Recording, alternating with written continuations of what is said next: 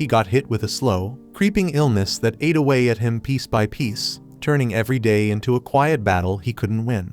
The only thing keeping him going was a strategy game he played non-stop, losing himself in its world just to forget the pain. He kept playing till the very end, right up to his final breath. But death didn't take him away. Instead, he opened his eyes inside that same world he used to escape to. Now completely powerless, no strength, no skills, just him alone in a kingdom of ruins.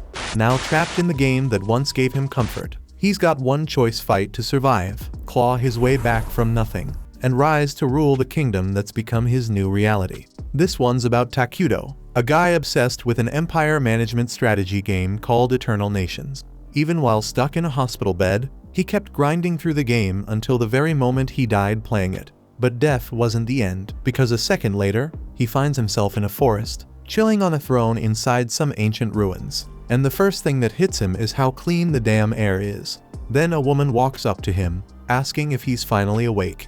And when she shows her face, he knows right away it's Atu, that elven character from the game. She calls him His Majesty. And that's when Takuto starts thinking what the hell's going on. Being a hardcore anime guy, he quickly figures he must have gotten isekai'd into Eternal Nations. Only thing is, the only person Atu ever calls king is the ruler of Minagra, the same nation Takuto led back when he was still playing. She speaks again, and this time calls him Takuto-sama. She says he's the first person who ever beat the nightmare difficulty using Minagra, the hardest damn civilization in the game. That put him right at the top of the leaderboards, giving him legendary status. Now Takuto's even more lost. How can a game character know stuff from outside her world? But Atu explains that she remembers it all, every win, every loss, every single word he said to her through the screen, like she lived the whole thing right beside him. That hits Takuto hard. He starts tearing up, telling her how happy he is to finally talk to the one character he always cared about most. And Atu says she feels the same. Still, none of this explains how he ended up here, so Takuto asks if she's the one who brought him into this world. Atu says she's got no clue how they ended up here, since she also showed up in this spot just minutes ago. But there's one thing she's sure of: it all feels exactly like Eternal Nations. No matter where they landed, she's glad they finally met for real. And while holding his hands, she tells him they can start their journey all over again from the ground up. She says she wants to build another empire with him. One where it's just the two of them, and since Takuto's got no other reason to keep going, he decides to share that dream with her. As he reaches out for a handshake, Atu suddenly shifts into full scripted mode, calling herself Sludge Atu, a bastard child of a ruined world, swearing that from now on, her mind and body belong to Takuto. She's supposed to be an evil character, but the whole thing comes off super cliché, and both of them end up a bit embarrassed by it. Still, Takuto plays along, and with a straight face says that he and his right hand Atu will build the most wicked empire ever known, Minagra. Takuto then checks if Atu remembers what their first step should be, and she proudly says they need to lock themselves away like true shut-ins so no outsiders can spot them. To make that happen, Takuto uses an emergency summon to call out a scout, this long-legged creepy bug. Since their nation represents evil and decay, all their units look nasty as hell, and this bug is no exception. Takuto tells the scout to scan the area, and Atu adds that it better not let the king down. The bug listens and crawls off right away. Turns out Takuto can actually see everything the scout sees, and that's when they both realize this world works exactly like the game. He takes a second to explain how the summoning works. His total magic power is 200, and bringing out the scout used up 100 MP. Now he's thinking what to do with the leftover energy. He could use 20 MP to build a base, but part of him wonders if it's better to summon a fighter to guard them. Problem is, that costs way more than what he's got right now. In the original game, Atu's a hero unit, which means she's got serious combat skills, but since they're only just starting out, her power level's sitting at a lowly 3. They move on, and thanks to the scout's report, Takuto gets a pretty clear picture of what's around him, mostly trees stretching out forever. That actually makes it the perfect spot to set up Minagra's base, though Atu thinks it's weird that there's no sign of animals or food anywhere nearby. Since it's too risky to explore, Takuto tells the scout to expand its search even farther just to be safe. Atu suddenly looks down, feeling useless for not helping her king, but Takuto tells her she doesn't need to do anything, just having her beside him is more than enough. That line hits her right in the heart, and she falls for him right then and there. While all that's happening, the scout finds something, a camp full of dark elves hiding out. Takuto starts thinking hard. If he walks into someone else's turf by accident, it's gonna cause trouble, so the smart move is to stay low for now. Atu agrees, saying if things go south, they can always make a run for it, which gives Takuto a little boost to keep watching the elves from afar and figure out what they're doing in this place. But then out of nowhere, 3 dark elves pop up and catch them off guard. Takuto's stunned. The same elves he was hoping to avoid are now standing right in front of him. He and Atu try not to panic, and in moments like this, staying chill is the best play, so that's exactly what they do. Meanwhile, the dark elves have no plans to fight anyone. They got kicked out of their city and were just trying to stay alive, leading everyone they could deep into the forest for safety. After all that struggle, they finally find a spot to rest in this cursed land. But they've got no food left, which means their kids won't survive long. Captain Nagi leads what's left of his forces through the accursed woods, but the fear is starting to show. They're wondering if this whole thing was a waste of time. The land's cursed, and food is nowhere to be found. Some of them start whining that they should have stayed and died in the city, since they're probably gonna drop dead here anyway. They talk about the old rumors that say this forest was cursed by some man, and nothing alive can thrive in it. Nagi shuts them down fast. If they give up now, there's no hope left for the kids waiting behind them. He reminds them that those little ones still believe in them, and they've got no choice but to push forward without turning back. Even while pushing forward, he keeps thinking about what they said, and deep down, he knows they weren't wrong. The odds of surviving out here are pretty much crap. But even if his people are scared and ready to quit, he's still their captain. He has to keep leading no matter what. As he gets closer, he suddenly senses Takuto and Atu's presence, and that freaks him out. He panics, thinking if they get attacked now, it's all over. What he does next could shape the fate of his whole race, so he knows he has to handle this smart. When he shows up, he sees Takuto looking like some kind of dark spirit while Atu looks normal. Nagi instantly drops to his knees, and his group follows. He admits they crossed into forbidden land and had no right to be there. Atu steps forward and demands to know why he came, knowing this place was off limits. Nagi explains everything, how they got kicked out of their city, had no time to prepare, the long trek, and how their starving kids are waiting deep in the woods. He's tense as hell, especially with how cold Atu's stare is. He thinks they're about to get wiped out, but then Takuto asks if he's hungry. Nagi stays quiet, but Atu leans in and tells him to answer her master. So he finally says yes. Right away, Takuto summons a bunch of apples. Nagi's never seen one before and doesn't even know it's food. Takuto tells him they're juicy inside and worth trying. Nagi hesitates, unsure if it's a trap. But when he looks around, his soldiers are already munching away. Atu tells him to eat, but he's still stuck. Then Takuto drops some pears too, and now Nagi starts doubting the guy. Nobody ever treats dark elves with kindness. They're used to getting kicked around, so getting help this easy feels off. He tells Takuto he'd rather take the food back to his kids in the forest. Before he can finish, Takuto drops even more fruit in front of him. Nagi's stunned and grateful. Back in the forest, the kids are barely hanging on, just praying for a miracle. That's when they catch a familiar scent, and it hits them. Nagi and the others are back. Not just back, but loaded with food and something they hadn't had in a while, hope. Nagi tells them to get ready to feast, and everyone starts digging in. The starving kids finally eat, starting to recover. One elf asks Nagi where all this food came from, but he doesn't explain a thing. He just says fate smiled at them, though in his head, he can't stop thinking about that dark figure they met earlier. After the meal, everyone gets some solid sleep, while Nagi stays by the fire, keeping watch and turning thoughts over in his head. That's when Elder Molter steps in and pulls him out of it. He thanks him for everything, but says the fruit tasted like nothing he's had in 200 years. Nagi agrees, says it felt strange when he ate it too. Molter asks where it came from, and Nagi tells him they met a legend in the cursed forest. Says they wandered in and ended up face to face with something unreal. Molter starts to wonder if it was the King of Ruins, that old tale about a shadow showing up when the world's too full, tearing it all down and drowning it in darkness. No one knows if it's real since nobody's ever seen it. Molter asks if Takuto gave that title to himself. But Nagi says the man never introduced himself, just spoke through his maid. Molter says a King of Ruins would never give something for free, then asks what Nagi gave in return. Nagi answers it was nothing, just pure kindness. Molter calls bullshit, says no dark force ever gives without a price. Nagi says he helped them with no catch, calls him the Great One. Molter argues that title doesn't fit someone like the King of Ruin. But Nagi stands firm. The man helped them when no one else would. Nagi wonders if they should have died instead of accepting help. But Molter sighs and says maybe he's right. When the time comes to repay that debt, Molter will do the talking, so no one else needs to worry. Nagi watches his people sleep and wonders when they'll finally rest without fear.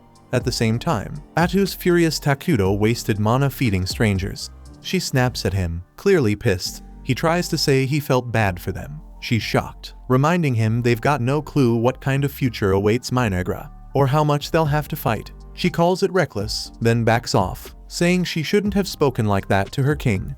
But Takuto reminds her he can't survive here without her. They're a team. He admits when the elves showed up. He froze, maybe because he's awkward around people. Atu hadn't noticed, thought he was just acting the part, speaking through her like some true king. They tease each other for a bit until his pet returns with the latest report. The next morning, Nagi gets set to go see Takuto again, and Elder Molter stops him, asking if he's really ready to stand before the king. He says since they already took food from the Dark King, they should be ready to pay whatever price he puts on that kindness. Nagi pushes back, says Takuto never asked for anything. But Molter says that's just how things work. Evil doesn't help for free. There's always a catch somewhere. Still, he agrees they've got no choice but to rely on Takuto, since nowhere else is safe for them now.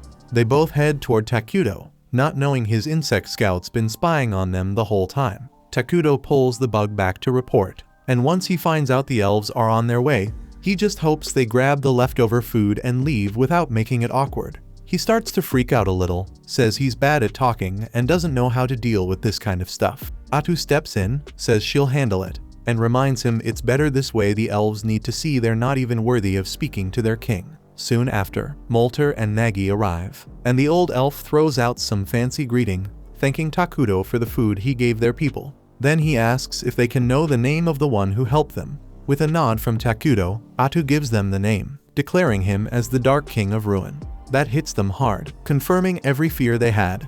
Atu then tells them to take the food and move along. It won't last long anyway, so no reason to stick around.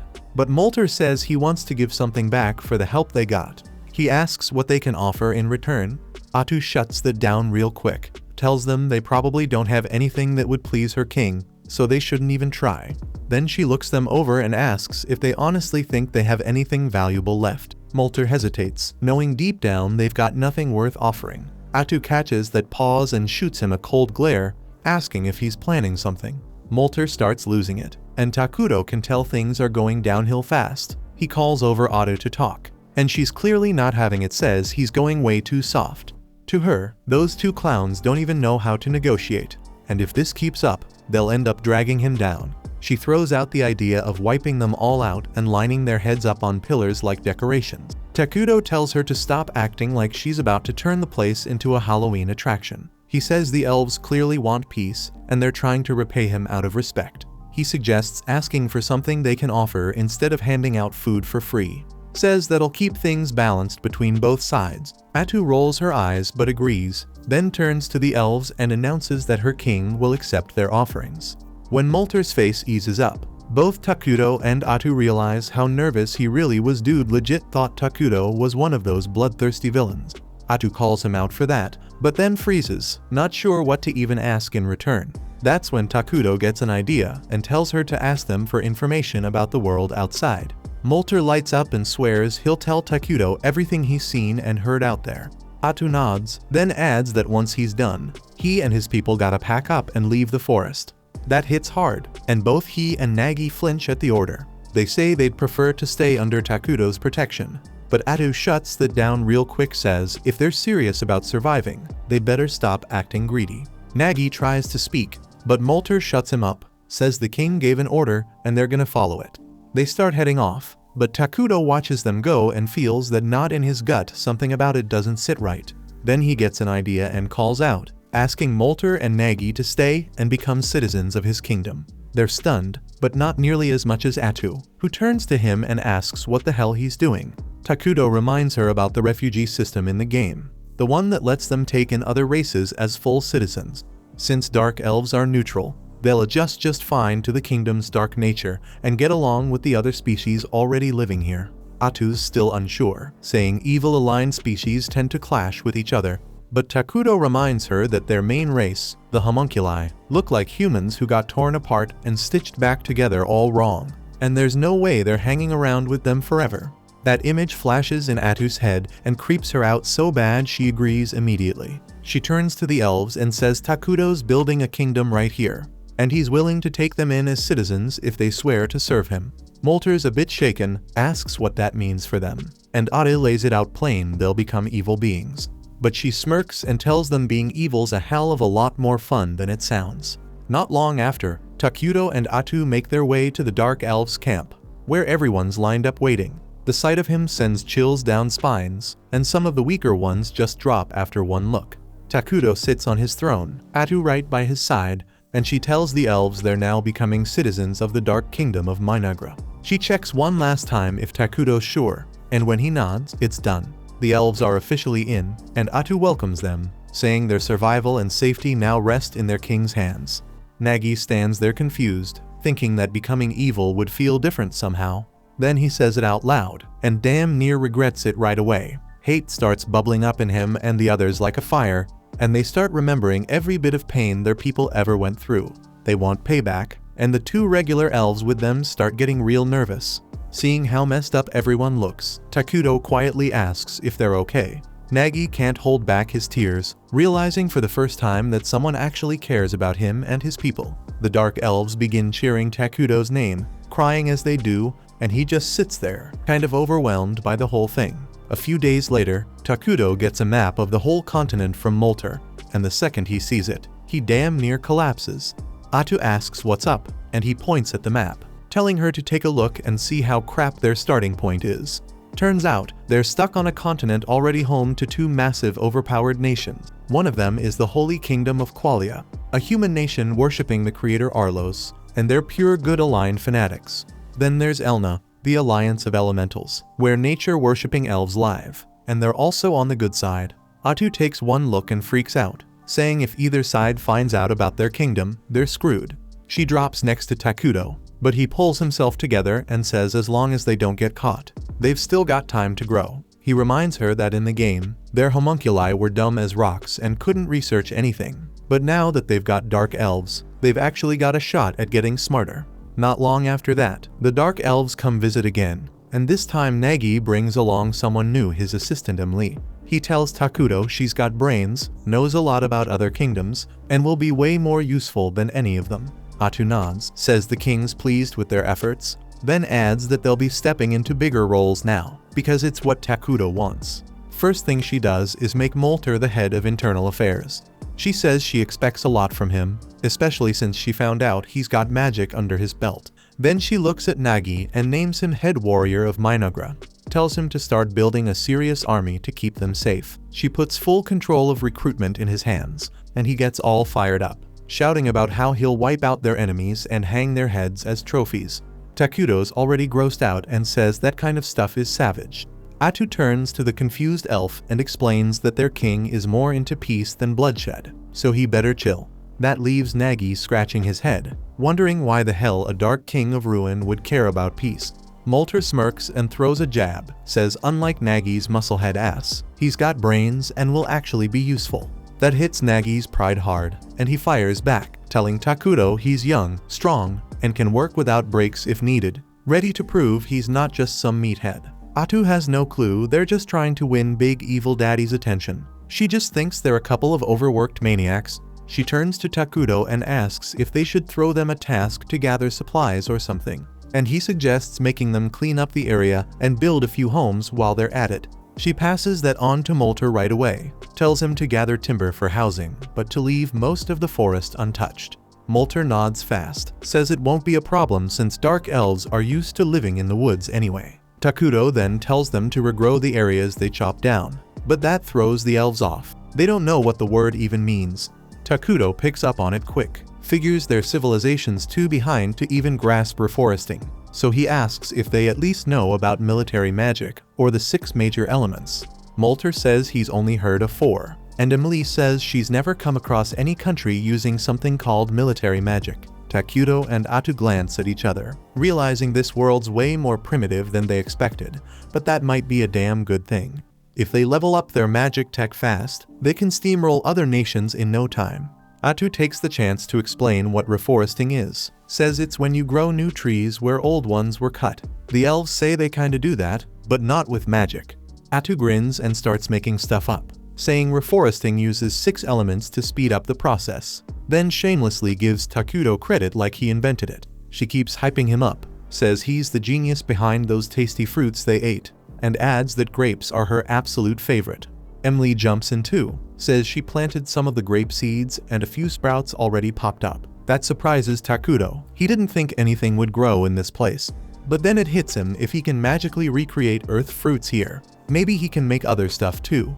To test it, he tries creating a coin, and when that works, he realizes he can probably produce things like gunpowder and all kinds of scientific crap. That gives him a serious edge, one that could push his kingdom way ahead of everyone else. At the same time, over in the Holy Kingdom of Qualia, things are heating up too. Saint Selena's out leading a squad of knights through some snowy foothills, dealing with monsters that have been bothering the nearby villages. The second those goblins come charging in, she lifts her staff and torches them to ash with her holy flame. That fire shoots up into the clouds, and once the smoke clears, sunlight hits the scorched earth, and a bunch of flowers pop up. The knight captain turns to his crew, saying that Selena's magic not only burns up nasty monsters, but also leaves a damn flower garden behind. He adds that thanks to her, they've got a good thing going with the elves. Right after that, she tells the cardinal he needs to send paladins south instead, since she got some creepy vision about something going down in the cursed forest. He straight up refuses, saying the forest's all the way at the edge of the continent and he can't make a move without getting the higher-ups involved. Selena says screw that, threatens to head out herself if he won't help. The cardinal tries to push back, but in the end, he gives in and promises to send whatever troops he can round up on his own. Meanwhile, Takuto and Atu are busy building up their turf, starting with new homes for the Dark Elves. They've already got a temporary throne room set up around Takuto's throne, and he's hyped to finally hold meetings and talk shop with his top citizens. Then Molter, Nagi, and Imlay show up, and Atu tells them it's time to kick off their first council meeting. But before they start, Emily hands Takuto a gift, some fresh clothes that make him look like a damn femboy. He's thankful for the outfit since his old stuff's getting pretty nasty, and he thanks the elves for hooking him up. They don't really see much difference, but they trust Atu when she says he looks awesome in it. With that handled, she gets the meeting started, but Takuto's too busy fangirling over himself in the new fit. Atu just rolls with it, runs the meeting herself, and says she'll ask for his input when needed. He's totally cool with that plan. Once the meeting kicks off, Molter asks Atu what kind of buildings they should start throwing up first. She tells him food production's gotta come before anything else, then pulls out this freaky looking plant and says it'll be their main food source for now. The elves look straight up horrified, asking her what the hell it even is. Atu calmly explains it's called the flesh plant, something unique to their civilization. It grows meat that tastes like human flesh, and apparently it's super nutritious. That info doesn't sit right with the elves, who quickly say they don't go around munching on humans. Atu laughs it off, telling them this is just a temporary thing till they get better options growing. Then she says they also need to set up storage buildings and supply sheds near the farms. Emily jumps in and volunteers to handle that part. Next on Atu's list is research, because she says small nations like theirs gotta get smarter if they want to survive. Molter asks what kind of tech they should look into, and she tells him to focus on magic technology. Takuto lights up at the idea, and Molter says he's all in, ready to impress as a mage. He wants to know exactly what to work on, so Atu breaks it down military magic. She explains regular spells only hit a few targets, but advanced combat magic can wipe out whole cities and reshape the battlefield.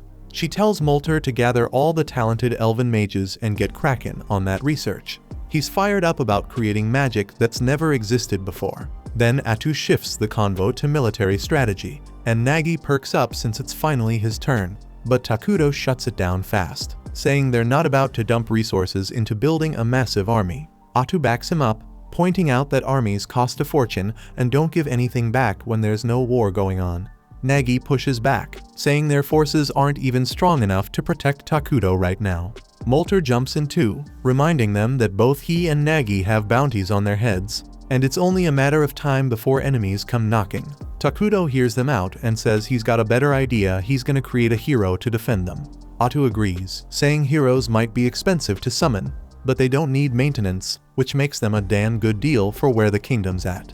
The elves have no idea what a hero even is, so Atu breaks it down. Heroes are insanely powerful beings that serve right under the king. She explains there are certain conditions to summon each one, but she's pretty sure they'll be able to summon their first hero soon.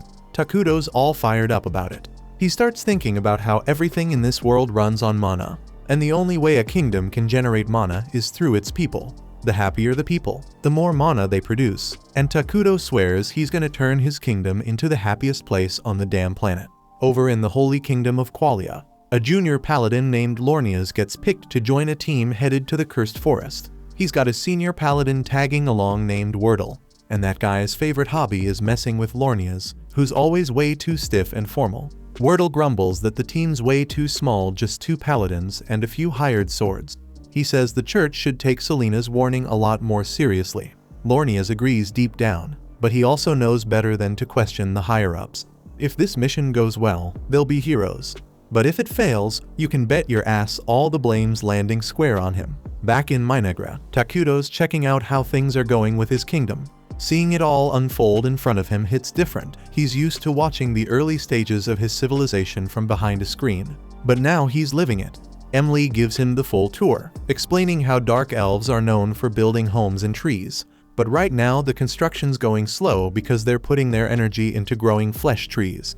Those trees are thriving though, and the storage sheds and management facilities are already up and running. She also tells him they found a freshwater spring nearby, and they're working on figuring out how to pull water from it. Over in the new research building, Molter and the other mages are grinding hard on the magic tech stuff. Takuto's happy to hear everything's running smooth, but what gets him even more hyped is knowing the elves are taking initiative, trying to find water and improve things themselves. He mentions how much better they look now compared to when they first arrived back. Then they were tired and broken, but now they look alive. Emily starts tearing up when she hears that, crying right in front of him. Takuto freaks out a little, not sure what to do, but she pulls herself together and keeps the tour going. She takes them over to the flesh tree farm next, saying that thanks to the tools Takuto provided, they're almost ready for their first harvest. Then she shows them the water source the elves found earlier, but the whole vibe around it feels off this time. The water's gone dark, and Emily looks bummed out, thinking it's probably ruined now. Before Atu can step in, Molter and Nagi show up to check it out too. They agree with Imle it looks pretty damn unusable, but Atu walks up, takes a sip without hesitation, and tells them it's perfectly fine to drink. She explains the change is because this area is now part of Minagra, thanks to something called the Cursed Terrain. Takuto tells the elves to take a deep breath, and suddenly they feel clear-headed and full of energy. Atu breaks it down. Cursed terrain boosts beings with evil alignment while weakening neutral or good aligned ones. Since the dark elves are part of Minagra now, they're considered evil, which means this water is totally safe for them. Nagi drinks some himself to confirm it, and Atu adds that pretty soon, the entire forest will be under cursed terrain too. Takuto, though, isn't completely sold. He points out that the terrain change makes the forest look way too obvious. Molter agrees, saying once the whole place turns dark and eerie, enemies will be able to spot them from miles away. Nagi takes this chance to push for building an army again, but Atu and Takuto shut that down, reminding him they've got a hero on the way. Molter still doesn't fully get what a hero even is, so Atu figures it's time for a demonstration. Without warning, she sprouts shadowy tentacles from her back and slices through a bunch of nearby trees like they're nothing. Then she tells them she's a hero herself, and even though this is only 1% of her actual power, she could wipe out entire armies with ease. Takuto proudly tells the stunned elves that heroes are the real deal. They keep leveling up on their own, even if they don't lift a damn finger. But then he scolds Atu for going overboard with the whole tree cutting thing and tells her to clean it up later. The elves, on the other hand, are blown away. They say Takuto must be some legendary figure to have someone like her serving him. They immediately decide to build him a proper palace, but he brushes it off, saying he doesn't need anything fancy right now. The elves insist though, saying their king shouldn't be living in the same wooden homes as them. Atu backs them up too, telling Takuto that building a palace will lift the people's spirits, and that alone makes it worth it. Takuto gives in, telling them he wants a flying fortress someday, but for now a regular palace will do just fine. While that mess is unfolding, the investigation squad led by Lornias and Wordle finally starts making their way south toward the cursed forests. Wordle's still grumbling about how damn tiny their squad is, but Lornias shuts him down, saying this is literally the best the Empire could spare. Most of the military's tied up handling chaos up north after a swarm of evil-aligned creatures showed up out of nowhere, burning towns to the ground and dragging folks off. Every able body got shipped off to deal with that disaster, leaving scraps for anything else. Hearing that, the hired mercs start whispering among themselves, saying whoever got sent north is screwed.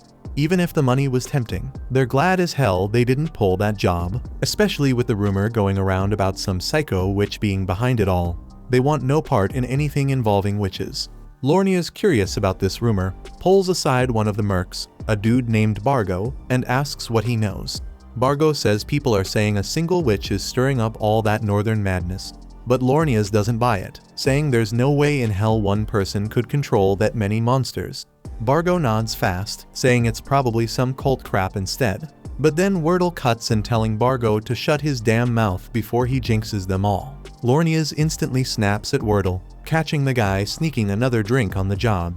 He starts chewing him out, reminding him that as paladins serving their gods, so alcohol's off limits. Wordle brushes him off, offering to argue theology right then and there, but loses interest the second a waitress drops off more booze.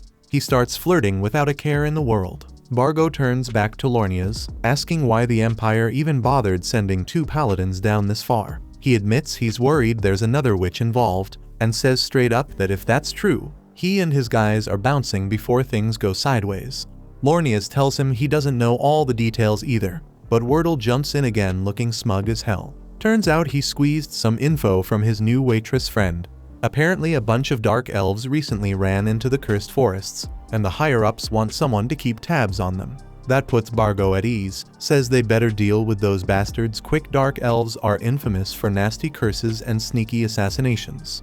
Lornias agrees completely, saying if they ignore the dark elves now, it's only gonna come back and bite them harder later. But Wordle tells him to chill, reminding him this mission is recon only. If things start going south, they're packing it in and getting the hell out. Lornias, ever the hard-headed holy warrior, says that's not how they roll. If evil shows its face, they crush it, retreats, never on the damn table for a real paladin. Wordle throws a sharp look at Lornias, telling him to quit chasing damn glory and only draw his blade when it actually matters. Not every damn time there's a whiff of danger. He reminds him they've all got folks back home, including him, so they better think twice before throwing their lives away like it's nothing. Back in Minagra, the first batch of flesh tree fruit is finally ripe and stacked high on a huge altar in the middle of town. Takuto stands in front of the pile while the dark elves surround him, eyes glued to the scene, waiting to see what kind of madness their king's about to pull. Without a word, Takuto pumps his mana into the fruit, and right there in front of everyone, it twists and mutates into one massive bug monster. The elves lose it, jaws dropping as they watch him literally bring a creature to life out of thin air. Atu instantly starts hyping him up, shouting that this miracle ain't even 1% of what their king can do. She tells them if they keep worshipping him like they should, he'll grow even stronger and pull off things way crazier than this. The crowd erupts, cheering their king like he's a god. Later on, Takuto slumps back onto his throne, feeling relieved he managed to trade fruit for a monster. It was a standard feature in the old game, but it still blows his mind how any of this actually works in the real world. Atu, chill as always, says screw the logic, they've got a working system now, and they can crank out more creatures to build the kingdom up. She's fired up and says it's time to kick off the next phase. Takuto agrees, saying he'll summon a hero as soon as they've stored up enough mana to do it right. Atu leans in, curious who he has in mind, and he tells her he's thinking of Isla, queen of the bugs. But she nods, saying that's a damn solid call. Takuto gets all into it, explaining Isla's abilities, how she can boost every insect monster they've got, turning the battlefield into a slaughterhouse, and how she can hatch larvae to handle all the boring behind-the-scenes stuff, keeping everything running smooth. Atu grins, glad to see he's not winging it this time, and Takuto admits she was honestly the only sane pick. The rest of the hero pool's full of psychos. Atu laughs, saying those maniacs need 5 years of therapy before they see daylight. Takuto chuckles, saying maybe one day he'll call them up too, but not now. At the same time, Lornias and the crew finally step foot on the Dark Continent, and they barely get a chance to breathe before they run into their first real threat, a massive damn hill giant blocking the path. Lornias jumps straight into action, barking orders at the mercenaries to fall into formation. But Wordle raises a hand, cuts him off, and tells everyone to relax. He says he'll handle this oversized bastard solo, and that they shouldn't waste time trying to help. With everyone watching, Wordle strolls toward the giant like it's no big deal, not even blinking at the thing's ridiculous size, his sword casually in hand. He channels holy energy through his blade, while the hill giant, oddly respectful for a monster, stands there waiting like it's giving him a fair shot. The giant finally swings its club with brutal force, but Wordle blocks it with ease and slices the whole damn thing in half like it's made of paper. Before the beast even realizes what just happened, Wordle flashes forward and unleashes a storm of slashes so fast it doesn't even get a chance to react. The giant drops like a sack of rocks. Wordle turns and walks back calm as ever, like all he did was take a quick morning jog. Lornias can't hold back his excitement, calling Wordle a damn beast and saying this mission's practically wrapped now that he's around. But the look on Wordle's face shuts that down quick. His serious stare brings the whole squad back to reality, and even Lornias starts to feel uneasy. Meanwhile, back in Minagra, Takuto's chillin' with a burger, enjoying the hell out of it, while Atu gives him a light scolding for not eating something better. Takuto grins, telling her he's spent way too long in hospitals surviving off tasteless meals, and now he's treating himself to the world of greasy heaven. Then he starts getting concerned that Atu's been living off salads for days, but she just smiles and says this is exactly what works for her. They kick back and talk about how construction's been going crazy fast lately, until something clicks in Takuto's head. He tells Atu to gather Molter and the others once they're done eating, since the new scout bugs finished mapping the nearby terrain. He says he's ready to deal with a human town they discovered close to the border, but first asks Atu to double-check if the place falls under the Holy Kingdom of Qualia. She thinks it's independent, which is a huge relief for Takuto. It means they might be able to handle things without a fight. He stays hopeful they can talk it out without shit going sideways, and Atu immediately teases him for jinxing it. Takuto laughs, saying there's no way something that wild's gonna happen. But right then, one of the scout bugs delivers a high-priority alert. An armed group's heading straight for their forest. Takuto's whole vibe changes on the spot. He tells Atu they'll try to keep things peaceful if they can, but if it turns ugly, they better be ready to throw down. At the same time, the armed group marching into the forest is none other than Lornia's and Wordle's crew. As they move deeper, Wordle suddenly throws up a hand, telling everyone to hold up. He's picked up on something or someone heading their way. Moments later, Atu steps out from the trees, dressed in shadowy clothes that make it impossible to recognize her. Wordle immediately asks who she is, and she calmly says she's a dark elf who came here with her people because they've got nowhere else left to go. Wordle nods slightly, acknowledging her reason, but straight up tells her they've got orders to investigate this forest, so she needs to step aside. Atu firmly refuses and says they shouldn't go any deeper, which instantly sets off red flags in Wordle's mind. But before he can dig further, Lornias butts in, barking at Atu, demanding how she dares stand in the way of someone serving God. Wordle spins around and tells him to shut the hell up and quit making a scene. Lornias looks pissed, shocked that Wordle snapped at him over something he sees as minor. But Wordle doesn't even flinch, turns right back to Atu, saying they can't leave just because she tells them to, then asks straight up if there's something hidden in this forest. Atu stays calm and says there's nothing here but elves who want to live in peace, then asks why they're so damn determined to come charging into this cursed forest. Wordle stays quiet for a second, then lets out a sigh and finally explains the truth. The Saintess recently had a vision. She saw a powerful evil hiding in this place, and Wordle says he's not leaving until he sees for himself if it's real. The mercenaries around them freeze, shocked out of their minds. They hadn't heard a word about this vision before now. Lornias damn near explodes, demanding to know how Wordle could drop something that big without warning, like it's some tavern gossip. Wordle fires back, saying there are times when you need to speak the truth out loud. But Lornias looks like he's about to pop a vein, yelling that Wordle's way out of line, and even a top-tier paladin doesn't get to reveal divine prophecies without permission from above. But then Wordle politely asks Atu if they can at least take a quick look around inside, trying to keep things from spiraling. That's when her whole vibe suddenly flips. She coldly tells them there's absolutely nothing inside worth wasting their precious time on. Her tone sharpens as she urges them to turn back now. Lornia's already on edge, loses it. He's furious that some dark elf would dare talk down to a divine mission. The air around Atu grows heavy, her presence turning dark, and Lornia's is now convinced that something wicked is hiding in those woods. Wordle, though, still seems open to talk, trying to calm things down. He asks her to swear on her own god that nothing in the forest threatens the holy kingdom of Qualia. Without flinching, Atu swears by her deity, even saying they fear Qualia far more than Qualia should ever fear them. That's enough for Wordle, says they're done here, officially calling off the mission. Lornia's is stunned, completely blindsided, and immediately protests. He insists it's obvious she's hiding something big, but Wordle fires back, calling him a paranoid coward who's letting his fear speak louder than his faith. He says they've seen nothing worth fighting over, and that ends the investigation. With that, Wordle turns and walks away without hesitation. But Lornia's finally snaps, says Wordle's gone too far, and announces he's stripping him of command for spilling divine secrets to the enemy and bailing on his sacred duty.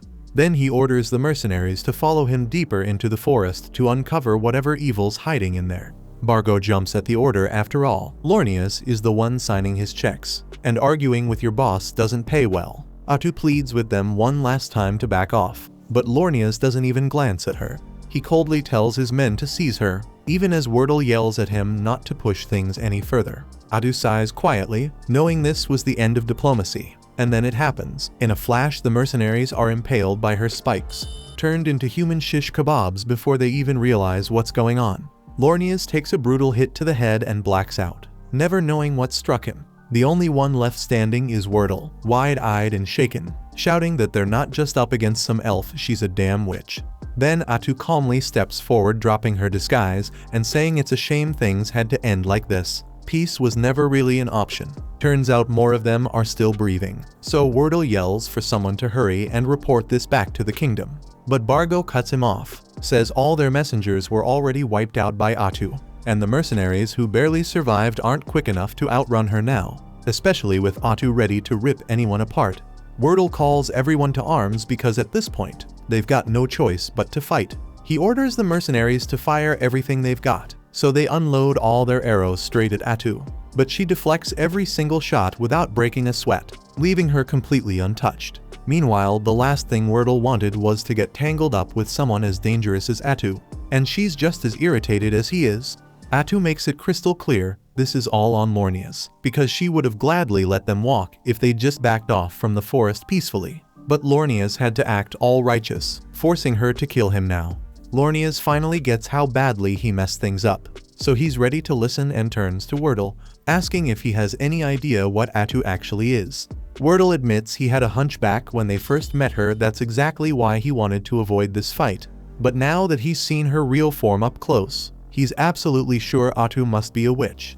A witch is a calamity-class monster, officially recognized as a threat on a national level, and Atu's clearly too powerful for these mercenaries to even touch. So Wordle tells the rest to hang back, since this is something only he and Lornia's can handle. They both rush forward, chanting their prayers to power up their attacks, and at first, Atu doesn't think they're even worth taking seriously, so she casually blocks their hits and mocks their weakness. But to her surprise, they actually slice through 2 of her tentacles, proving this fight isn't going to be as easy as she thought. Realizes their holy magic gives them bonus damage against her, and Wordle figures out that once they've cut off all her tentacles, she'll be totally helpless. Atu can't let that happen, so she grabs 2 mercenaries, using them as human shields to force Wordle and Lornia's to back down. But Wordle immediately tells Lornia's that if they don't finish Atu here, there's a real chance she'll target Qualia someday, so for the good of their entire nation, sacrifices have to be made. Lornia's hates it, but deep down he knows Wordle's right, so both of them charge ahead anyway, slicing straight through the hostages and taking Atu's last 2 tentacles along with them. Atu's surprised they're willing to kill their own people that easily, and for a brief moment it honestly looks like she might actually be in trouble. But turns out this was just a game for her from the start. Seconds later, a bunch of tentacles shoot up from the ground and impale Wordle multiple times. With the last breath he's got, Wordle yells at Lornia's to run away. But before Lornia's can even move, Atu finishes Wordle off with one last tentacle right through his head. Lornia's can't even process what's happening, because he was certain they'd cut off all of Atu's tentacles. But even though that's true, Atu doesn't recall ever saying she couldn't just grow more whenever she wanted. In fact, she could summon as many tentacles as she felt like this entire time, so she's been playing around with them from the beginning. After watching their leader die like that, every mercenary instantly loses their will to fight, and Atu clearly isn't feeling generous enough to spare anyone. Lornias realizes this quickly, tells them all to scatter immediately, hoping if they run in different directions, at least one might survive long enough to report everything back to the kingdom. Without wasting time, all the mercenaries instantly drop their weapons and run for their lives, and Atu doesn't really feel like chasing after them, so she simply lets them go. Honestly, she wishes they'd done that from the start, because it would have saved everyone a whole lot of trouble. Lornias stays behind to keep Atu occupied, so he swings his holy sword straight at her.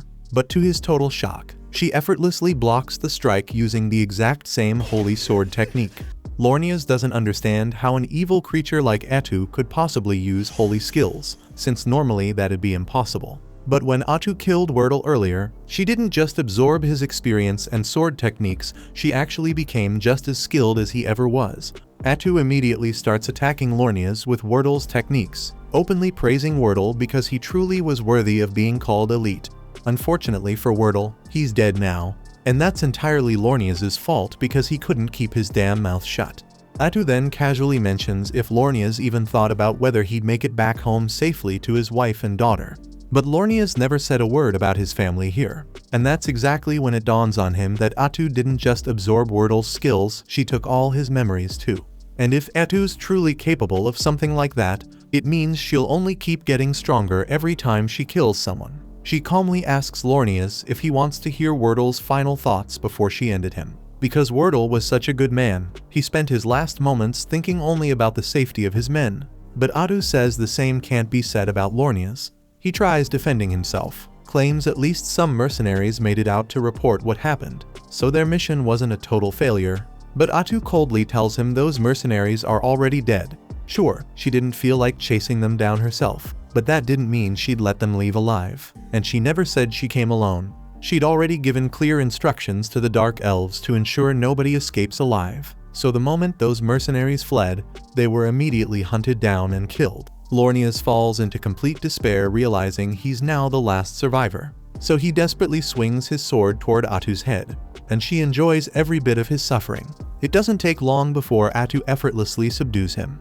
and before killing him, she decides to twist the knife deeper by telling Lornias exactly how things would have turned out if he'd simply listened to Wordle. They would have all returned safely, Lornias would have reunited with his wife and daughter, and everyone would have lived happily without ever knowing about the calamities in the forest. But Lornias chose differently, so now Atu's going to kill him, and not just him. She says his family's next, then casually adds that reading his mind makes it easy to picture his wife and daughter, even know exactly where they live. Openly admits she's definitely petty enough to do something like that. In fact, Atu might as well slaughter everyone in all the villages Lornias passed through on his way here. And while they're all dying in absolute agony, she'll make sure every single one of them knows it's entirely Paladin Lornias' fault. Lornias screams desperately, begging Atu not to do it, but she's starting to get bored with tormenting him, so she finally stops taunting him and kills him outright to shut him up. Once Lornias is dead, Nagi calmly approaches Atu and informs her that he and his men have successfully killed every mercenary who ran away, so nobody will be reporting any of today's events. Atu thanks him for his good work, then casually asks him to take care of disposing of the bodies as well. Right before she leaves, Nagi stops Atu, says there's something he wants cleared up first. Needs to know if she actually plans on going through with killing Lornias' family and every person he ever spoke to. Atu just shrugs it off, admits she only said all that stuff to mess with Lornias' head, so of course she isn't planning on committing genocide. Besides, she genuinely prefers peace anyway, and killing all those people sounds exhausting as hell. Fighting isn't something she enjoys unless it's absolutely necessary. Either way, she can't waste any more time chatting here, since there's something important she needs to discuss with Takuto right away. Soon after, Atu tells Takuto that right before the battle began, Wordle called her a witch even though she's officially classed as a hero, and he even mentioned something about another witch somewhere up north. Takuto says he's never once heard of a witch class in the game before, so Atu figures this world must be completely different from the one they're used to. Takuto already suspected as much, and even though most game mechanics still seem pretty familiar, it'd be smarter to assume the core systems have changed somehow. Fortunately, not all the changes are bad news. Atu's skill absorption power improved significantly. Now she can also obtain bits of memories from anyone she kills, and thanks to that upgrade, she was able to gather plenty of useful information about Qualia's current situation directly from the investigation squad they just wiped out. Luckily, the city of Qualia appears heavily preoccupied by the disturbance up north, meaning they won't have the resources to turn their full attention towards Minagra anytime soon. Still, the fact that the investigation squad suddenly vanished without a trace is bound to raise suspicion, forcing Qualia to take at least some action to figure out exactly what happened here. Takuto fully realizes that, but Qualia currently knows nothing about Minagra's existence, so as long as the leaders aren't complete idiots, he doubts they'll launch an attack right away. At the moment, he's far more concerned about whatever's going on with the northern disturbance and that which causing all the trouble. Atu already tried digging around in Wordle's memories for any additional info about witches, but unfortunately Wordle himself didn't know all that much. However, his memories did make one thing extremely clear. That witch up north was powerful enough to single-handedly inflict military-level damage on the Qualian army, and her name is Irakino. At the same time, up in the northern territory, Irakino has just wiped out another village, and she's already preparing to move on to the next. Before she does, she reanimates all the villagers she killed and turns them into undead servants under her control. Takuto has no idea what her full abilities are, but the amount of damage she's caused in such a short time makes him suspect she might have come from another world too, just like him and Atu. If that's true, things are about to get a whole lot messier, so Atu asks him what their next move should be. Judging by the way she operates, Irakino's probably evil-aligned, so there's a chance they could get along with her. Atu asks if they should try reaching out, but Takuto doesn't think that's a smart move since they know nothing about her personality.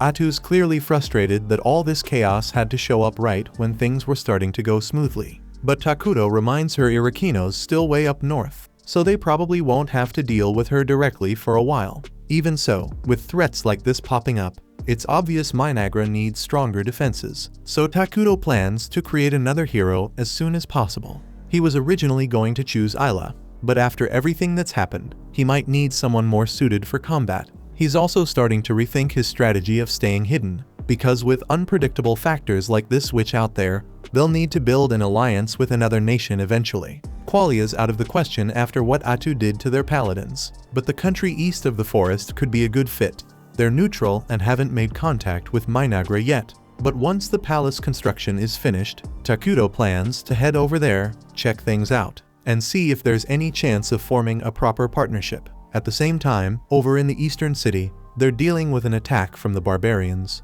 but their staff bearer quickly wipes them out with a bolt of lightning.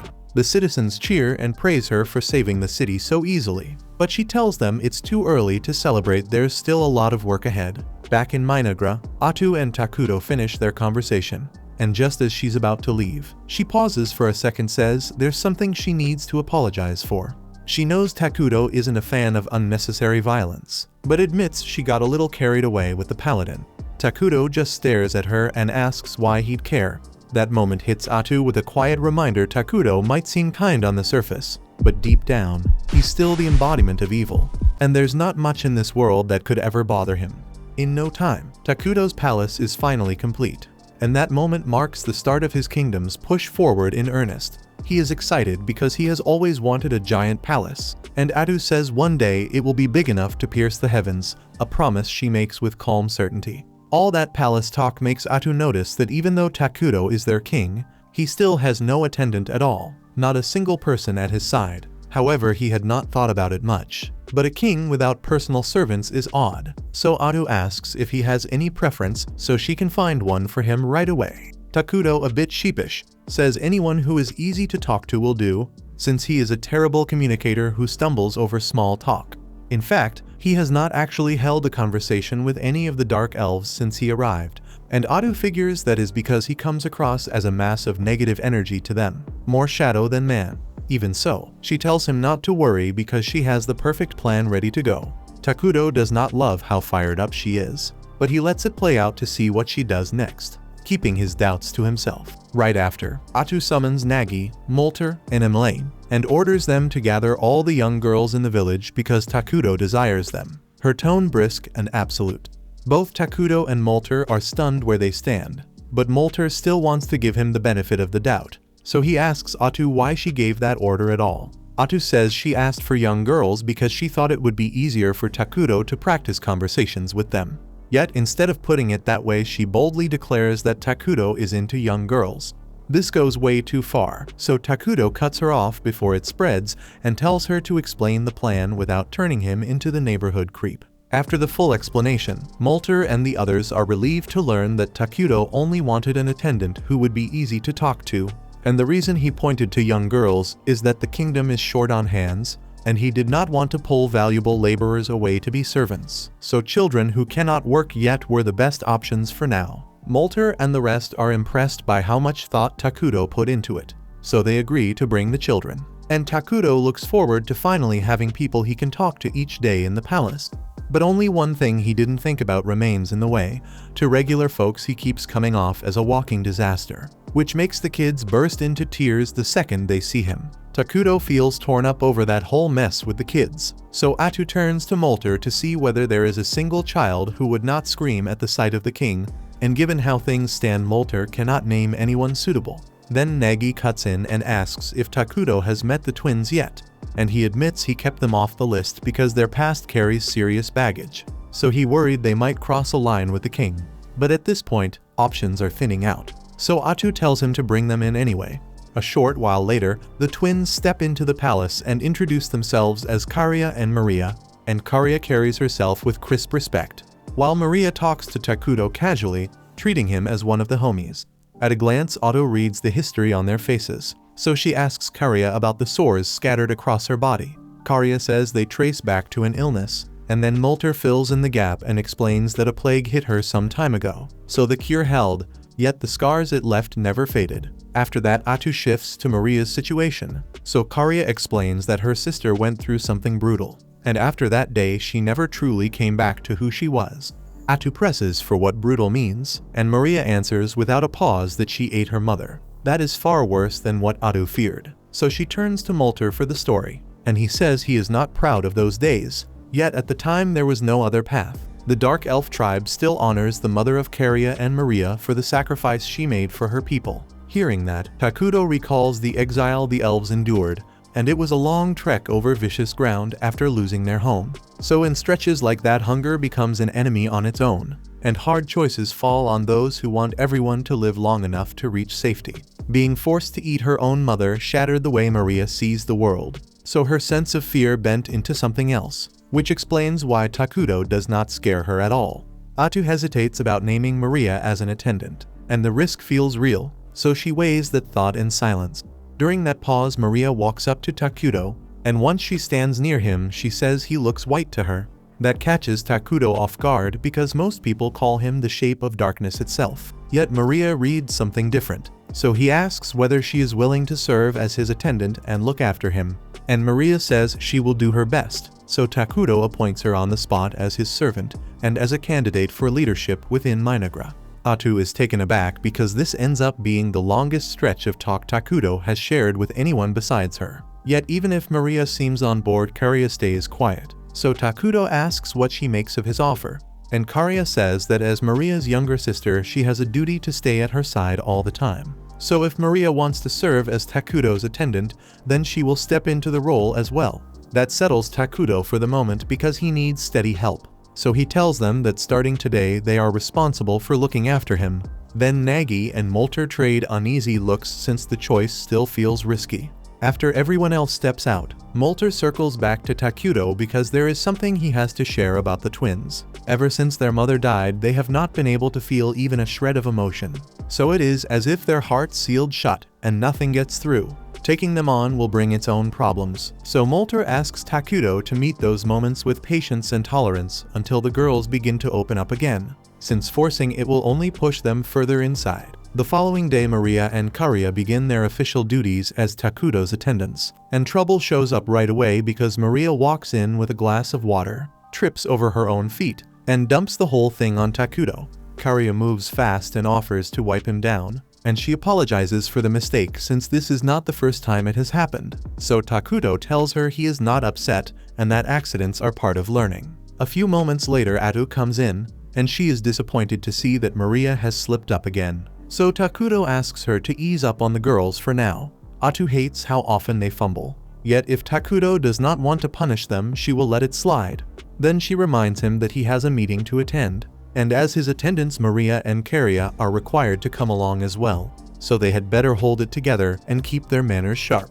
The meeting starts shortly after, and Imle is the first to report since she runs the construction department. So she explains that with the palace wrapped up, they now have a lot of workers freed up, and they also have a large stock of materials sitting in storage, which means they can roll into another project soon. Takuto and Atu back Emily's assessment, so they greenlight a clinic right away because Minagra needs a steady way to protect the health and safety of its people, and Emily says she will move on it immediately so crews can break ground without delay. Now that construction is squared away, Atu asks to hear from whoever is handling resource collection so they can lock in supply before the next phase of growth. It turns out Emily runs that portfolio as well, so they may need to bring in more staff soon to keep both tracks moving. She reports that gathering food and raw materials is going smoothly, and thanks to Takuto's support they have been securing daily necessities they cannot produce on their own, because his power covers gaps that would otherwise stall progress.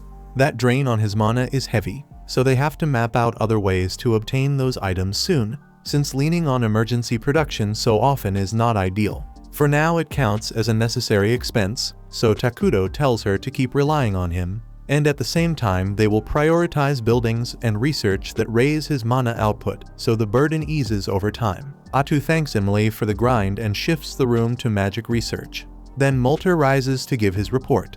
He explains that he has successfully built a line of military magic, and at the moment he is the only one who can use it. Yet with enough training his subordinates should be able to follow his lead. They may even be able to harness the ruined mana that the palace throws off to push stronger casts, so the ceiling could end up higher than anyone expected. Since Takuto has made it clear he does not want to start wars, chances to deploy those spells will probably stay rare. For now, Atu asks Molter to pour his effort into the 6 major elements on the magic skill tree, because those will do the most for national development. Finally, she calls on Nagi for an army status update. So he explains that the force currently fields 5 scout bugs. Most of their hours go into mapping the uncharted stretches of the accursed land, and the ground beyond the forest is mostly open plains, so they can range there with a lower chance of being spotted. Since stealth sits at the top of Minagra's priorities right now, the scouts have to keep their footprints small. Atu brushes it off because they already have a complete survey of the entire forest. So she tells Nagi to assign the scout bugs to routine patrols around the perimeter of the forest. Nagi checks whether she truly wants all of them on patrol duty, and Atu can read the worry about their military strength, so she says she alone can handle whatever shows up. Plus she and Takuto already settled on creating a new hero, and Takuto says he will summon Ayla after all. Takuto then asks whether the team gathered every resource needed for that plan, and Molter reports that the lumber and the rations are ready and waiting, yet the heavy mana cost still stands. After a lot of arguing and some compromise, the meeting wraps as planned, and Takuto feels satisfied with how well everyone has been playing their part. After that he heads toward the throne room, and as he is walking Maria bumps into him and scatters the meeting papers across the floor. Karya apologizes for her and moves to help pick the pages up. Then they accidentally tear one of the documents in half while trying to gather it. Both sisters look up at Takuto expecting anger, and he simply tells them it is fine and goes to sit on his throne. Maria suddenly steps closer and asks if he is a bad person. His alignment is evil, so in strict terms he counts as a bad person, and she follows by asking why he has not killed them yet. They keep messing up and doing things that would normally get a servant executed. Yet Takuto keeps sparing them, and they cannot make sense of that. Takuto asks them to spell out the difference between a good person and a bad person. And in Maria's view, a good person does nothing but good while a bad person does nothing but bad. But Takuto says she's only half right. Then he lays down his side clearly. A good person has to stay on the right path every time, so lying, stealing, or killing without cause is out of bounds. And that's the standard he's talking about. From there, he flips the coin to the other side. A bad person doesn't have to cause harm every minute. They move on selfish wants and act without caring about anyone else. And in his case, he wants to be kind to them. So being lenient when they mess up isn't a problem. Plus, he already knows they've been messing up on purpose from the start to try to make him angry. Maria and Karia confess they were pushing Takuto's buttons on purpose so he would end them, because they do not feel worthy of living after what went down. Takuto gets why forgiving themselves feels out of reach, and he cannot truly walk in their shoes. Yet he is sure their mother gave herself up so they could keep going. He tells them they are free now, and the best way to honor her is to live all the way so her sacrifice is not wasted. And he says it steady so it actually lands. Moving on will be hard, but he promises he will be there with them step by step and not leave them hanging. They burst into tears at the kindness and cling to him. Then hours later, Atu walks in and finds both girls asleep on his throne. She feels a small twinge of jealousy over how close they are to him, but business comes first. So she lets it go and says the report on the nearby city is done and ready to share. The city is called Dragonton, and it is part of the neutral multiracial nation called Fonkaven, which means many races share its streets and markets. Since the place is mixed, Takuto figures talks should go smoothly and fairly, yet he is bothered that Dragonton sits way out in a remote corner far from easy support and quick relief. Atu explains it sits that far out because there is a dragon vein mine, and dragon veins generate mana on their own, so she suggests moving to secure it fast before anyone else does or the window closes. The report also says Dragonton is taking hits from barbarians such as ogres and goblins, and the defenders are barely holding the line, which raises the stakes for everyone involved. Takuto asks if Dragonton's gotten any help from back home, and Atu says no reinforcements have shown up so far, so things aren't getting better and could get worse if nothing changes. Seeing the situation, Takuto figures there's gotta be refugees out there, and if Minagra takes them in, the headcount goes up while they lock in a real tie with Dragonton at the same time, helping both sides right away and down the road. Then before long, they could stake a claim on the Dragon Vein mine for themselves. Takuto tells Atu to arrange an envoy at once, and while they head toward the city, Atu's party runs into a band of beastkin out in the open country, basically the middle of nowhere, and the tension spikes hard. The beastkin leader Tonokopoli is frightened by Atu and the rest, since a mass of darkness clings to them so thick it's visible to the naked eye. She keeps pushing for calm because her men are petrified enough to lash out at the pair out of fear, and that kind of panic could get them all killed right there on the spot. Atu is still under strict orders to keep Minagra out of sight, so she starts getting ready to erase every witness on the spot. Even so, Pepe here is too dense to grasp the danger Atu represents. He casually asks her name and drifts into small talk, a move so bold and foolish it throws Atu off for a beat, and she shelves the killing for the moment. In the end, the two sides manage to reach an understanding, and Atu finds out Tonokopoli's group is actually an envoy from Dragonton. That turns out to be a lucky break, since it saves her the trouble of making the trip herself. So she invites Tonokopoli and her men to come meet the king of Minagra in person. Tonokopoli is a bit rattled, since any king who can command someone as powerful as Atu has to be terrifying. When she finally meets Takuto, it's worse than she pictured, because all she can see is an endless abyss of darkness without end. Now she's starting to regret the choice she made before, second-guessing herself and wishing she had played it safer. Before they crossed paths with Atu, the group was attacked by a giant in the barren lands. But Pepe, as one of the staff bearers, used grass magic to locate the giant and slam it to the ground with force. Sadly, with brain power in the single digits, he doesn't finish it off. He climbs on top and starts demanding praise for his magic from everyone around. As expected, the giant eventually tears free and tosses Pepe to the ground. But right as it is about to crush him, Tonokopoli rushes in and uses both grass and earth magic to pin the giant tight against a rock. Tonokopoli smacks Pepe across the head and tells him to quit acting like an idiot, because as the only young staff bearer, one day people's lives will ride on his choices. Pepe says he'll give it his best, yet it's obvious he doesn't grasp how serious his role is.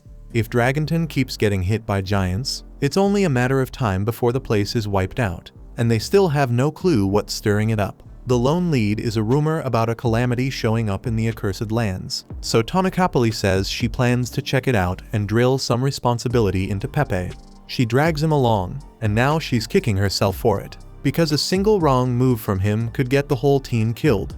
Moments later, Pepe pipes up out of nowhere and asks Takudo to be friends, and Tonakapali is losing it because speaking straight to a king that boldly can be enough to get a person executed. She apologizes and tries to cover for Pepe's outburst, but to her shock, Takudo genuinely looks pleased at the idea and says he'd be happy to get along with him. Next, a feast is set to welcome Pepe and Tonakapali's party, and once everyone settles in, Maria and Karia pour out apple juice for them. Tonakapali takes a sip and is blown away, since she's never tasted anything this good, and the glass itself is top tier, finer than anything the finest craftsman on the continent could turn out.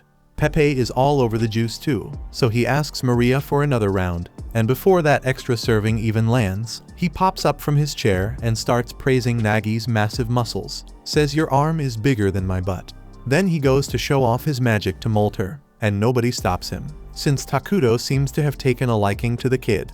Takudo is impressed by how social Pepe stays no matter the setting, and he's glad they managed to become friends, but he's never actually had a friend before, so he isn't exactly sure what friends are supposed to do. While Pepe is busy getting scolded by Tonakapali, Takudo catches his eye and asks if he'd like to play a game. The room goes quiet for a beat because no one saw that coming, and Takudo starts to feel awkward. Right then Pepe agrees with a smile, so the two sit down together. They start with a game Pepe invented, so each of them takes a single blade of grass and they tug against one another to see which strand snaps first. Tonakapali worries Takudo might take offense at a pastime this simple, yet he ends up laughing and having a genuinely good time. They keep going for a while, and Pepe tries a handful of games Takudo created, says he had tons of fun, and even suggests Takudo could sell these in Dragonton. Then Tonakapali cuts him off, saying it isn't Pepe's place to make calls of that sort. For his part, Takudo is pleased the topic of trade surfaced, since he plans to set up commerce with Dragonton. Yet before that, he needs to set aside his new friendship with Pepe and carry himself strictly as a ruler. After the meal wraps up, Atu gets Tonakapali's attention and asks why she came to the accursed lands to begin with. The query puts her on edge, but she answers that her country has been under constant assault from the barbarians. Atu is a bit surprised that those tribes are the ones striking Dragonton, since they usually avoid large cities, and Tonakapali says that's precisely why she's here to investigate what could be pushing them into this behavior. Takudo asks whether that means they lack the military strength to fight the barbarians effectively, and Tonakapali's blood pressure jumps, since if he learns how dire Dragonton's situation is, Minagra might try to conquer them instead of negotiating. She claims Dragonton still has enough power to drive the barbarians off, while the strange pattern of their movements needs study regardless. Her case convinces everyone there that Dragonton can handle itself. Then Pepe blurts out that he's confused, since a little while ago Tonakapali told him they were here, because if they don't figure out why the barbarians are attacking, Dragonton will be doomed. Atu starts to feel for Tonakapali, having to wrangle Pepe non-stop. Yet she and Takudo make it plainly clear they mean Dragonton no harm, so she doesn't need to worry. For the moment they're wrapped up in their own domestic affairs, which means no plans to launch wars or seize other nations anytime soon. As for the barbarians, that can't be brushed aside or left alone, because if Dragonton falls to them, then as the nearest kingdom Minagra would likely be next in line, so the threat lands on their doorstep as well, whether they want it or not. Tonakapali is taken aback and asks if they will step in with support, since Dragonton overextended itself building a town by the Dragon Vein and will collapse if nothing changes. Atu turns to Takudo for the call, and he says he wants to back his friend, offering whatever aid is needed without holding back. Tonakapali brightens, then asks what he expects in return, given Pepe already made clear that Dragonton is in rough shape and short on options. Atu answers without hesitation, they want the Dragon Vein. Tonakapali had hoped that wouldn't come up, yet in the current situation she can't push back at all or set conditions. Atu adds that there's no need to panic, since she and Takudo are fine with joint control of the Dragon Vein with Dragonton. In short, they don't need much mana right now, but they want sole authority over choosing the elemental conversion from the Dragon Vein and keeping that choice exclusive to Minagra. Tonakapali is floored to learn Minagra already has the tech to convert raw mana into elemental power, something that would take Dragonton another 10 years to nail down and polish to completion. It's obvious now that Minagra stands far ahead as a civilization, so an alliance would pay off massively for them in every practical sense. Even so, tradition says the decision is Pepe's. He may be an idiot, but he's the youngest staff bearer and by extension, the future ruler of the nation. He's also sharp at reading people, so she asks whether he wants to proceed with the alliance, and Pepe says he wants to be friends with everyone in Minagra. With that, the two kingdoms make the alliance official then and there, sealing the agreement between them. A short time later, Adu convenes a meeting to spell out the terms of their arrangement with Dragonton. Minagra will ship consumables to their city on a steady basis, and in exchange, Dragonton will deliver metal goods and day-to-day supplies in return. Molter is pleased with the agreement, since up to this point they've depended on Takudo to furnish those items and keep them flowing. But the biggest win by far is access to the Dragon Vein. They have Pepe to thank for how smoothly it played out.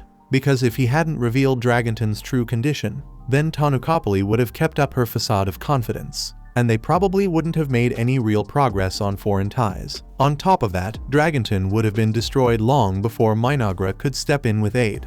So Takudo starts wondering whether Pepe is really an idiot, or if he steered things on purpose to land the best outcome. Moving forward, Atu suggests they talk through how to handle relations with Dragonton from here on in. Maria and Karia, a bit adrift, ask whether anyone even knows what kind of country Dragonton is. They were so locked in on the talks that they forgot they had never set foot there, not once, and a major piece of sustaining foreign ties is knowing an ally's culture and values beyond the paperwork. Back when Takudo used to play the game, he only had to press a button to set friendly status, so it never occurred to him that he would actually need to put in the work to maintain an alliance now. Since they know so little, Atu proposes that the first step be to survey the capital crescent moon, but it sits a long way from Minagra, so a proper look would take a while and eat up time. Takudo says they can park that for the moment, because the top priority is helping Dragonton beat back the giants. Still, Molter notes that visiting a foreign nation isn't something they can do on a whim. There are protocols and formal rules they need to follow. Maria and Karia raise their hands and ask if it would be fine to go there just to have some fun, and childish or not, it's a solid plan. If they frame it as a friendly call before dispatching an official delegation, they can set out right away without delay. Molter then steps up to go, but Takudo figures he's a bit too senior to send as a messenger to the other nation. Molter would basically read as Minagra's top magic chancellor, so that's a hard no. The same goes for Nagi and Emlea. Since their posts carry equal weight, they need someone Takudo trusts who isn't ranked that high. Right then, Maria and Karia lift their hands to volunteer. Takudo shuts the idea down immediately because he's worried it could be dangerous, and Ado offers to take the trip instead. But Molter reminds her she's Takudo's most trusted confidant, which makes her practically the most important person here after Takudo himself. At that point, Maria and Karia walk up to Takudo and remind him he gave them the freedom to make their own choices. So right now they want to do everything they can to help him, even if there's risk involved. Takudo is reluctant to approve sending them, but he can't bring himself to say no to faces like that. So in the end he agrees to let them go. And Atu gets jealous that Takudo caved to someone's cuteness other than her. Emily still isn't fully at ease about sending those two alone, but Takudo says it's fine since he already has solid bodyguards in mind. Afterward, he heads back to the throne room, and Atu is still pouting about him giving in to Maria and Karia's request, so he isn't sure how to handle it. He turns to Maria for help, and she tells him to say exactly how he feels, so he decides to try. He walks up to Atu and apologizes for making her uneasy. She doesn't need to worry about being replaced. He's extremely grateful for everything Atu does and for the fact she's always by his side. He tells her there's no one he'd rather be with, and that's all Atu needed. In fact, she's already picturing a happily married life with Takudo, and he isn't sure what's running through her head, but he's glad she isn't angry anymore. A short while later, Takudo takes Maria, Karia, and Atu to the clinic, but they don't see why he brought them there since none of them are sick.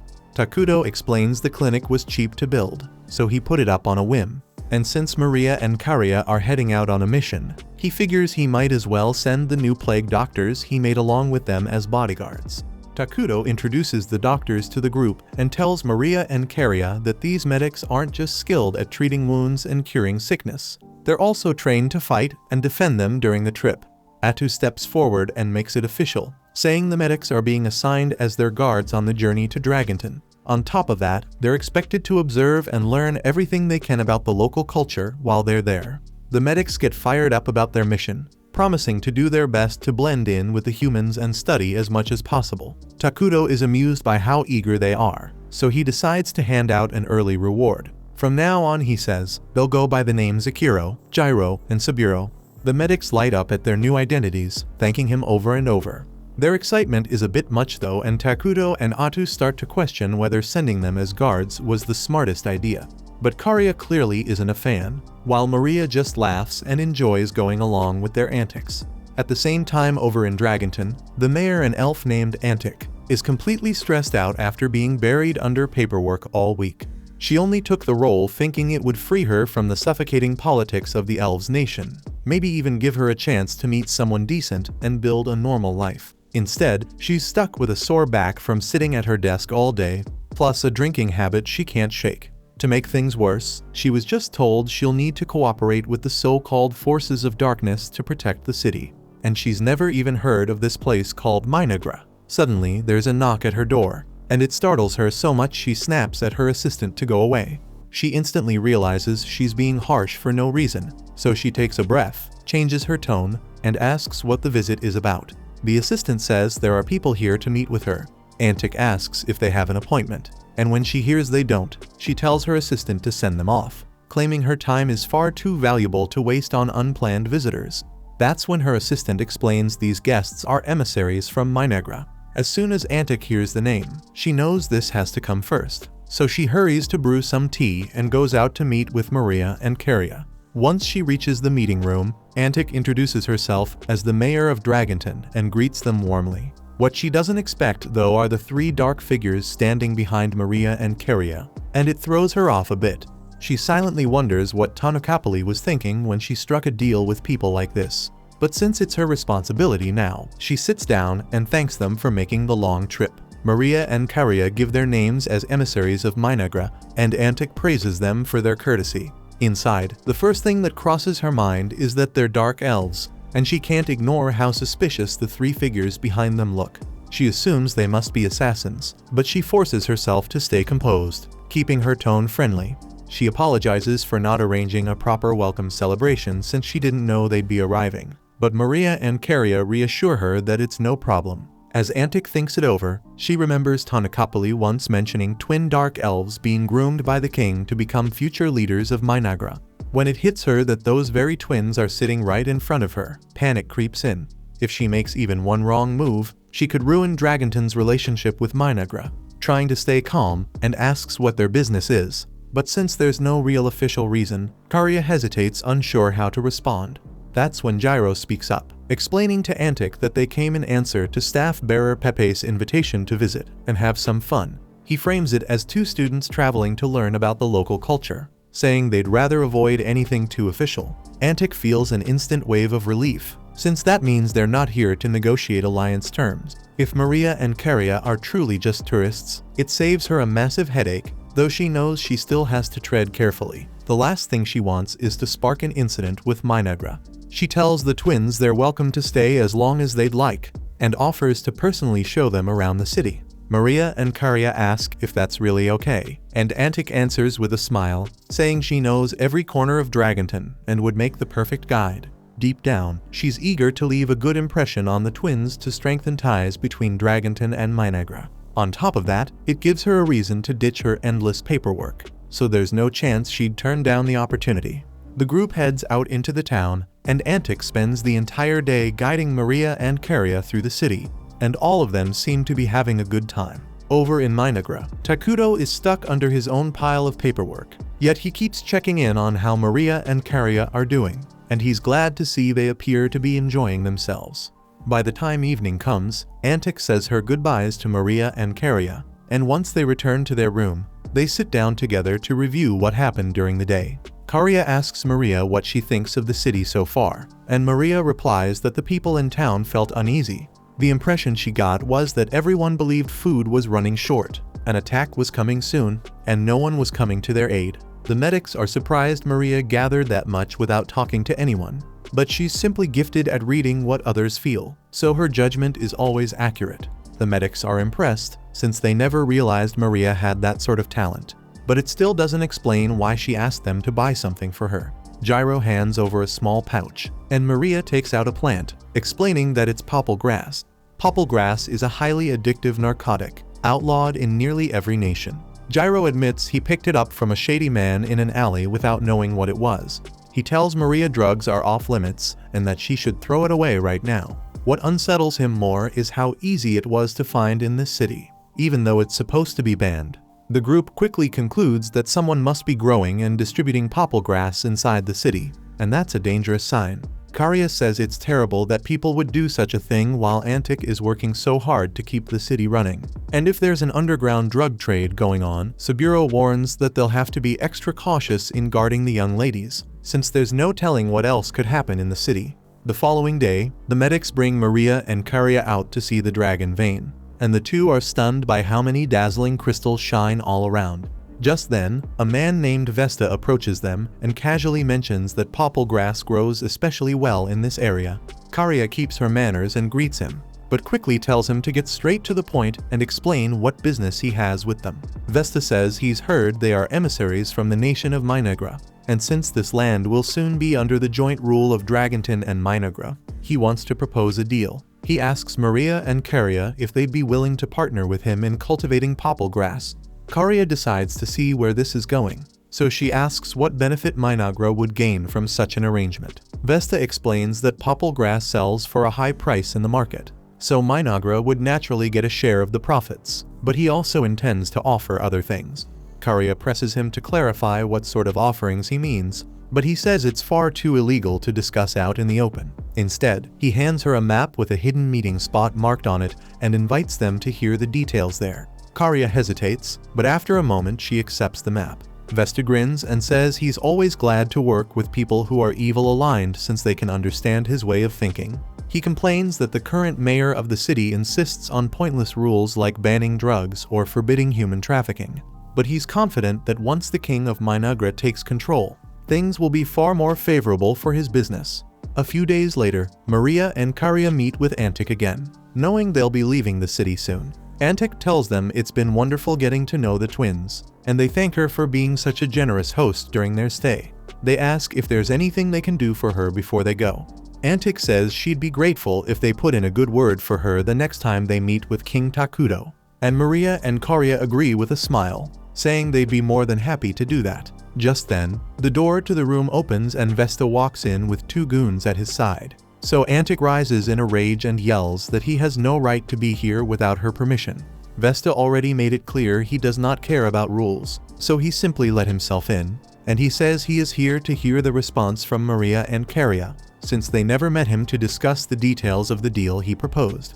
Maria questions whether he means the deal to sell popple grass with them, and Antic starts to panic because she had no idea that Maria and Karya made a deal with Vesta behind her back. And if Vesta managed to get Minagra on his side, then the city is going to be ruined. Maria reads what Antic is thinking and tells her she does not need to worry, since neither of them would ever consider working with a bastard named Vesta. And they assumed he would be smart enough to understand that not showing up to the meeting he set up means they are not interested. Karya inquires whether it would be alright for them to deal with Vesta themselves, since even if he is despicable, they would hate to cause an international incident by acting on their own. And Antic says they are more than welcome to step in because Vesta has been a nuisance to the people of the city for a long time. So on Maria and Karya's orders, the medics step up to deal with Vesta.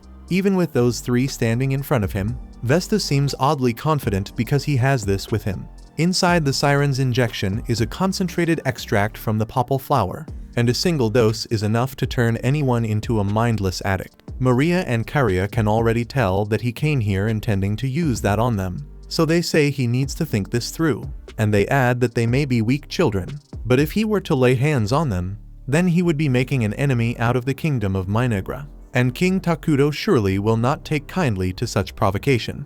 Even so, Vesta believes he can blackmail Takudo by turning Maria and Karya into his personal slaves, completely failing to account for the three men protecting them, and he hands the siren's injections to his goons and orders them to go grab the girls. A second later, one of the goons' swords goes flying into the wall in front of Vesta, and he turns around to see the gruesome fate they suffered. At the same time over in Minagra, Takudo is enjoying a calm cup of tea with Atu. and he's genuinely pleased that he created those medics, since they turned out to be perfect for the twins' mission. Emily has been curious about why Takudo sent medics instead of a squad of warriors with Maria and Karia. So Atu explains that those three are obsessed with humans and demi-humans, sometimes a little too much. They might be experts in healing human biology, but they also eat brains on occasion, which makes them downright terrifying when they feel like it. Back in Dragonton, the medics have just finished hacking the goons apart with surgical precision, and now they're holding up the skins and jumping around in excitement, thrilled to add them to their collection. Antic drops to her knees in shock at the sight of their true nature, so Maria steps in to try and calm her. As for Vesta, he's about to experience the opposite of comfort. He tries begging for forgiveness, but Karia cuts him off, telling him he's already gone too far. She didn't care about his drug dealing since that wasn't her concern, but the moment he threatened her, her sister, and insulted her King Takudo, he sealed his own fate. She orders the medics to finish him, and before long all three are strutting around casually in Vesta's skin, leaving Antic completely unable to process the nightmare in front of her. Karia then approaches her and apologizes for leaving such a mess in the office, even asking if she should cover the cleaning bill. Antic, who had literally lost control of herself, stammers that there's no need. Karia thanks her for being so understanding, and that sincere smile in the middle of all this horror feels even scarier than the medics wearing skin suits. Antic quietly wishes she had never become the mayor of this city, but this is her life now, and she'll have to live with it. Once the group gets back to Minagra, they're hauled straight into a meeting so Atu can lay into them for what happened. And before the lecture even starts, she demands an explanation from Takudo for not stopping any of it while he was watching the whole time. He admits he didn't want the girls thinking he was hovering over them, so he let them handle the situation on their own, and now they can see where that approach led. Atu had warned Maria and Karia to keep their violent acts to a minimum, yet they still went ahead and ordered the medics to murder those people. And as for the medics, even if taking out Vesta and his goons was unavoidable, skinning him in front of Antic went way too far. It was less like an execution and more like plucking a chicken alive right in front of her face. Atu tells them straight up that nobody's leaving this room until they sit their asses down and write a long-ass apology promising they'll do better next time. And honestly, that punishment was over the top. A few hours later, everyone gathers again to go over the Dragonton situation. And from the twins' report, the city is in dire straits. They lack the resources to keep order, so crime keeps climbing, and at the same time, they're facing constant attacks from the barbarians. The document says Dragonton is mainly dealing with goblins, orcs, and the occasional hill giant. And while goblins and orcs aren't much of a threat, the giants have turned into a serious problem. They pop up in groups around the city, and with each passing day, the number of giant attacks keeps rising, so the defenses are being stretched thin. Molter assumes the reason no one in Dragonton has figured out the giants' attack patterns is a lack of early warning, because normally the sharpened senses of beastmen would be enough to spot enemies before they strike. Yet the scouts must be exhausted after all the non-stop fighting. Either way, if nothing changes, Dragonton is bound to fall in the near future, so Nagi suggests sending a large force to bolster the city's defenses.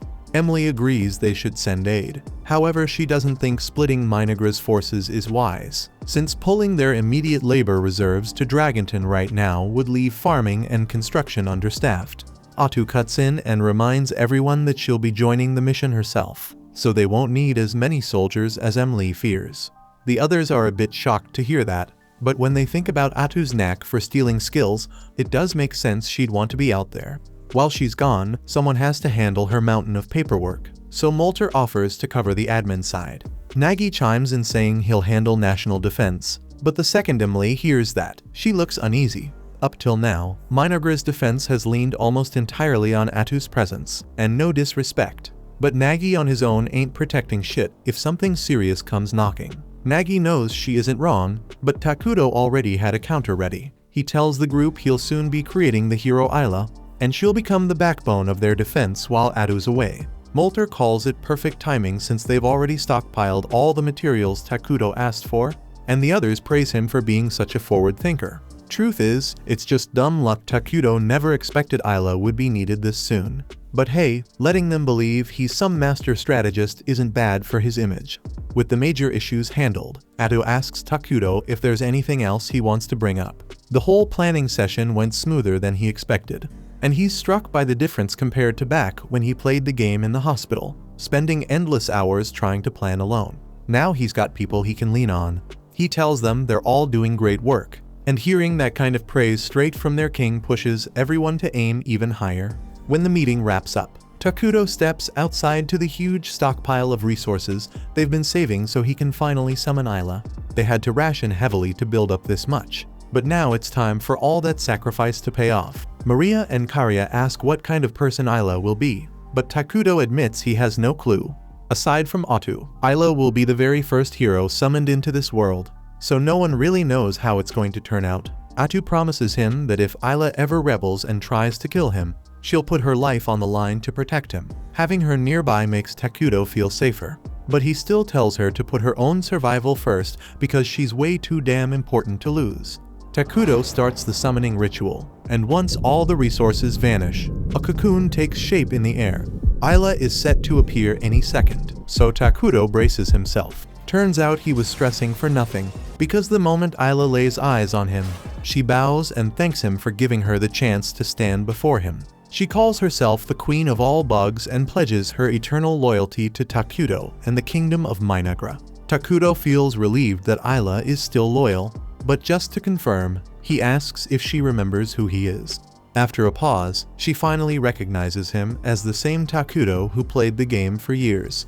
She says it's great to see him again. But before things get too emotional, Atu steps between them and presses Ayla to say if she's really serious about serving Takuto here. Ayla also recalls Atu from back then, and she finds it amusing that Atu is trying to act so strict, so she pats her on the head.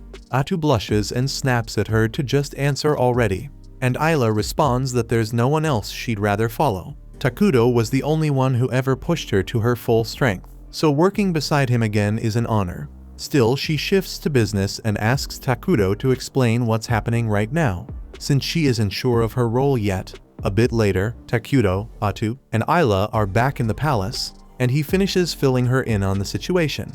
Ayla now understands she'll be serving as their defense hero for the time being, which frees Atu to leave on her mission without leaving Minagra exposed.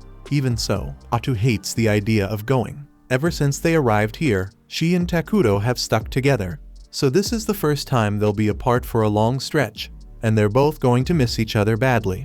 By the next morning, Atu and her squad head out for Dragonton after she says her goodbye to Takuto, and with her officially gone, Ayla steps up to work. She promises to do her best to make sure Takuto enjoys this game. But after just one day at his side, she notices he can't really handle much on his own. It's already midday, and the guy is still knocked out on his throne. Then Maria and Karya come out and mention to Ayla that Takuto usually sleeps until noon, and if he dozes past that, Atu is the one who goes and wakes him.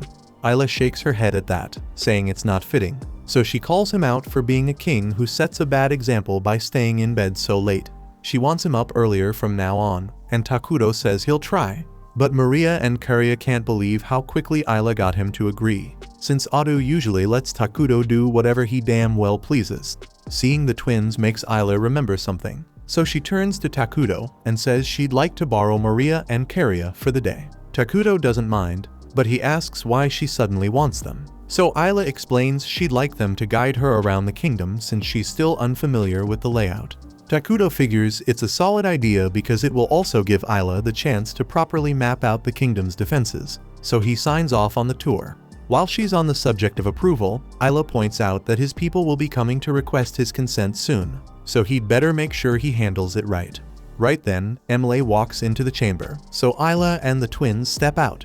Emily comes straight to Takuto and asks him to review the labor reports for the week, and Takuto takes the documents. Inside though, he's uneasy as hell, because this is the very first time he's had to talk to Emily without Atu or the twins there. Emily notices his silence and asks if there's an issue with her report, but Takuto quickly says that's not the case.